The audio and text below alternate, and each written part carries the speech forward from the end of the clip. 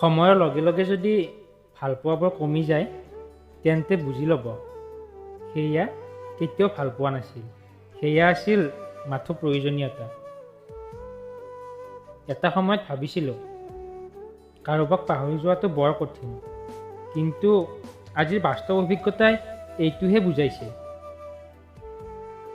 কাৰোবাক পাহৰি যোৱাটো নহয়, কাৰোবাক চিনিব পৰাটোহে বৰ কঠিন। খঙত কিবা এটা কৰাৰ আগতে এবাৰ ভাবক, কাৰণ প্ৰতিটো খঙেই জীৱনৰ পৰা কিবা নহয় কিবা কাঢ়ি লৈ যায়। এটা সময়ত ভাবিছিলোঁ কাৰোবাক পাহৰি যোৱাটো বৰ কঠিন, কিন্তু আজিৰ বাস্তৱ অভিজ্ঞতাই এইটোহে শিকাইছে। কাৰোবাক পাহৰি যোৱাটো নহয়, কাৰোবাক চিনিব পৰাটোহে বৰ কঠিন।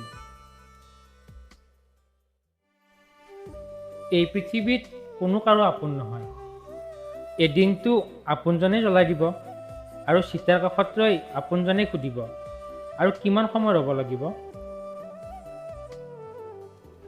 জীৱনৰ আৰম্ভণিতে আমি সময়ৰ লগত খেলোঁ, আৰু যেতিয়া আমি ডাঙৰ হওঁ তেতিয়া সময়ে আমাৰ লগত খেলিব আৰম্ভ কৰে।